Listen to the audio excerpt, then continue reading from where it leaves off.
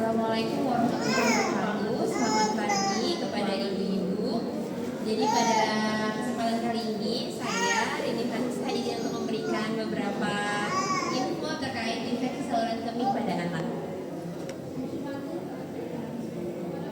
Nah, apa sih itu ISK atau infeksi saluran kemih pada anak? Jadi ISK itu adalah suatu keadaan di mana kuman atau mikroba itu tumbuh dan berkembang di dalam saluran kemih. Jadi dapat ibu-ibu lihat, saluran kemih ini terdiri dari ginjal, ureter, kandung kemih dan juga uretra. Nah, apa yang akan terjadi pada infeksi saluran kemih? Jadi ada suatu kuman atau mikroba yang masuk ke dalam saluran ureter, kandung kemih, uretra dan juga ginjal. Next. Nah, mengapa ini dapat terjadi? Jadi ini disebabkan oleh adanya jamur ataupun virus ataupun bakteri yang masuk ke dalam saluran kemih. Nah, ISK ini paling sering disebabkan oleh bakteri yaitu E. coli. Ini sekitar 60-80%. Hal ini dapat disebabkan oleh apa? Dapat E. coli masuk ke dalam ISK ini. Nah, karena yang pertama kebersihan alat vital yang kurang baik, misalnya popoknya basah dan kotor dan jarang diganti. Lalu yang kedua, kebersihan area genital yang kurang terjaga dan juga cara pipok yang salah dan juga anak sering menahan BAK atau buang air kecil. Next. Nah, jadi memang pada anak-anak gejala tipis ISK itu sangat bervariasi sebenarnya dan seringkali asimptomatik atau tidak bergejala. Tetapi kalau misalnya sudah berat itu dapat menyebabkan kerusakan pada ginjal. Jadi kita penting untuk mendeteksi ISK secara dini agar tidak terjadi komplikasi pada ginjal. Nah, ISK ini dicurigai pada anak dengan gejala demam. Jadi biasanya anak-anak itu demam tanpa ada penyebab yang jelas. Jadi dapat kita curigai itu berasal dari saluran kemihnya. Next.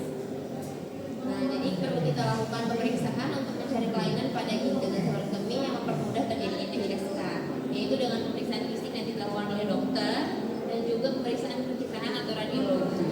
Lalu beberapa kelainan yang mempermudah terjadinya infeksi saluran kemih itu yang biasanya terjadi pada anak laki-laki, fimosis, artinya kulitnya menyempit. Lalu yang kedua kelainan pengeluaran saluran kemih. Lalu ada batu saluran kemih, ada hidronefrosis dan juga pelebaran saluran kemih. Nah, dapat dilakukan USG untuk menentukan apakah memang ada peradangan pada saluran kemih anak tersebut. Boleh next? Jadi untuk diagnostik pastinya bagaimana kita menegakkan dari infeksi saluran kemih ini emang apakah iya ataupun tidak, itu dapat dilakukan biakan urin. Jadi nanti sampel urin anak-anak diambil, dimasukin ke lab dan diperiksa apakah di situ ada kita didapatkan leukosituria, jadi didapatkan adanya leukosit atau sel darah putih pada urin anak-anak. Lalu ada juga uji leukositis positif, uji nitrit positif dan juga simetri leukosit. Boleh next? Jadi pada anak-anak memang gejala klinik ini biasanya lebih ringan dan dapat berupa gejala lokal saluran kemih, biasanya itu kesulitan buang air kecil, lalu ada sering ngompol dan juga dapat ditemukan biasanya pada anak-anak itu sakit perut, sakit pinggang ataupun demam tinggi tanpa sebab yang jelas.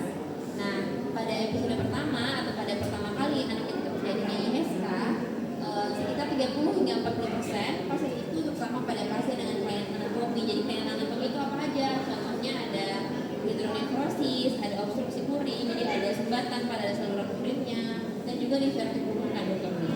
Next. Jadi apa sih kalau misalnya kita nggak mendeteksi secara awal untuk ISK, jadi dapat terjadi komplikasi ISK. Salah satunya adalah pielonefritis akut. Ini adalah peradangan pada ginjal dan juga ureternya. Jadi pasien dengan biakan urin positif yang tadi kita periksakan ke lab dan juga adanya demam itu dapat mengindikasikan infeksi parenkim ginjal. Dapat dilihat ada infeksi pada parenkim ginjalnya atau pielonefritis akut. Jadi untuk gejalanya itu ada pertama demam tinggi dan menggigil, lalu ada gejala saluran cerna, ada mual, muntah, diare dan nyeri pinggang. Jadi demam itu dapat juga merupakan satu-satunya penyebab dari ISK. Untuk gejala lainnya dapat berupa nyeri abdomen dan nyeri pada situs korsika vertebra. Untuk tekanan darah pada anak-anak dengan pielonefritis biasanya dapat ditemukan hipertensi dan juga pada gejala neurologisnya dapat ditemukan kejang. Jadi bagaimana cara kita mencegah ISK agar tidak menyebabkan komplikasi tadi pielonefritis akut? Yang pertama, kita harus membersihkan kemaluan dengan arah depan ke belakang bagi perempuan dan keringkan terlebih dahulu. Jadi jangan sampai salah arah. Lalu yang kedua ada ganti popok secara rutin. Yang ketiga kita cukupi kebutuhan minum air putihnya. Lalu Lalu yang keempat, kita lakukan toilet training sejak dini dan juga pilihlah bahan yang longgar, bersih dan juga kering. Next. Nah, jadi ini kita dapat perhatikan bagaimana cara membersihkan bagian genital. Jadi dapat kami kuliah, kita harus membersihkan area genital itu dari arah atas ke bawah. Jangan sampai kita bolak-balik dari bawah ke atas. Jadi cuma hanya satu arah dari atas ke bawah. Karena kalau ibu-ibu dari bawah ke atas, takutnya yang dari VSC itu akan masuk ke saluran kemihnya. Next. Nah, kapan harus ke dokter? Jadi kita harus ke dokter kalau misalnya didapati anak-anaknya demam lebih dari 38 derajat Celcius dan juga ada nyeri atau rasa gatal saat buang air kecil, kalau ada sering buang air kecil dan juga pada urin keruh, ada nyeri perut bawah, ada nyeri pinggang, muntah tidak mau minum, rasa tampak lemas, dan juga yang terakhir demam, rewel dan gagal tumbuh. Boleh next? Nah, ini untuk alasan harus segera ke dokter. Jadi tadinya disebutkan jika ISK-nya tidak ditangani secara tepat maka dapat berkembang menjadi infeksi ginjal atau pielonefritis dan berisiko menyebabkan kerusakan ginjal. Boleh next? Jadi inilah pentingnya untuk menjaga kebersihan area genital pada anak-anak karena ini dapat dicegah dan menjaga kebersihan area genital untuk mendeteksi dini dan pengobatan yang tepat penting untuk mencegah komplikasi. Mungkin sekian dari saya. Apakah ada yang ingin ibu-ibu tanyakan?